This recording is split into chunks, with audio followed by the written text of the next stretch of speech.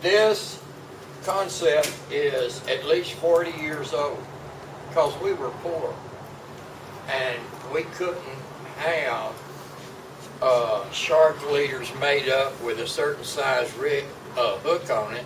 Hell, if we had 2 shark leaders, we were on the roll, period. It's an adjustable, just like his deal is. You can move it up and down, cinch it back down with this, and place the hook anywhere you want to in a bait. You can run them side by side, or you can run one in the tail end, one in the head end. Oh, it's been out there for a while. You could do that with a Davis crimp, actually, couldn't you? You could have a Davis crimp where that rubber band is and do exactly the same thing. Just killer rig. I'll tell you something. I'm going to tell you flat out and tell all of you, I ain't going to debate it a damn bit. If you're going to look like the Academy store and you got rigs thrown everywhere and the current's running from the south and you expect to catch your fish, your furthest out rig is always up current, the furthest offshore. Any rig down current of that is inshore of that. Here's the way you fish it. You know why? Because that fish will pick it up and he'll come right over the top of all these others and won't tangle anything. If you reverse that in the current, he's going to grab every damn one of them. And it really fascinated me when Chris Sessions wrote that article for Outback. Yeah. He explained how he did it. Yeah. It's the exact opposite. What's that do? Well, it tells you that all these years he's never listened. Right. And he doesn't listen now. And the other thing, of course, you guys aren't big-time shark fishermen, but if you're going to put a float on your baits, like I am on these, you have to use copper wire and tie that float hard against your line. You can't suspend the float like a popping cork. Because if you do, what's it going to do when it gets to the next one?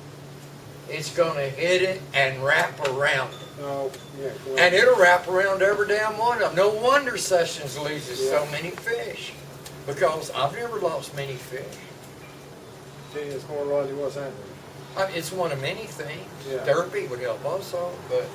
Under this concept, which way is your current going? This way? North, yes sir. That way. Where the current going south, you would just do the exact opposite. And Nick's telling you all the time to throw your shit up current anyway. Which I do, because if here's where my baits are, my camp's right here. Because that weed will ride up that line to the end of your rod, or at least to the edge of the water, and you can go out there and pick that weed off that line instead of that weed. All at once you got 70 pounds of weed on your line, it's going to put a great big belly in it and put it in, and that's the end of the hunt. That's all there is to it. You can't cast straight out in front of you and expect the rig to stay. It's not going to do it. And with Nick's sinkers, his sinkers need a slight belly in the line. Right. So that, because show them how you told me, Nick, that sinker and leader's actually laying parallel with the beach. If ever you get Where one we of my pull ours singers, these tight, new it's ones, perpendicular. I bend that wire, I reset these wires, because that's how they come from China. You want to be fishing them like that. You take them, nip this bit in, and bend that bit out. What that does is that really gives it a lot more hold.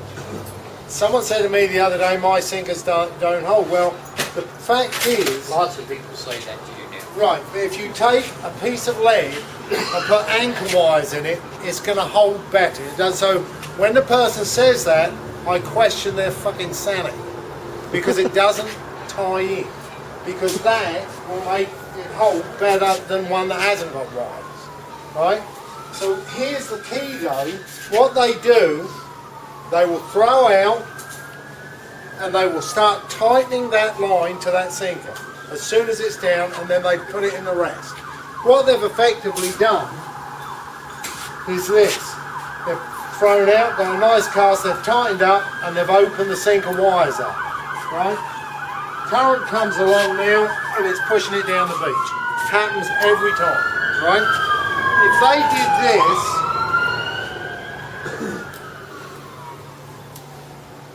so I'm fishing here from a truck. I walk about 50 yards up the beach, I throw out. Do not touch the line tension at all. Let it slack. What will happen is this, it will turn around and present that profile. So I'll be here. That now is directly into the current.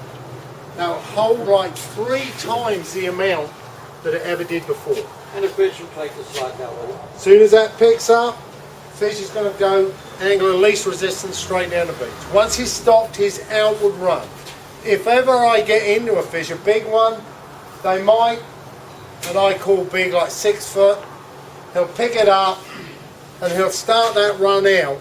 If he stops, I know I've got him.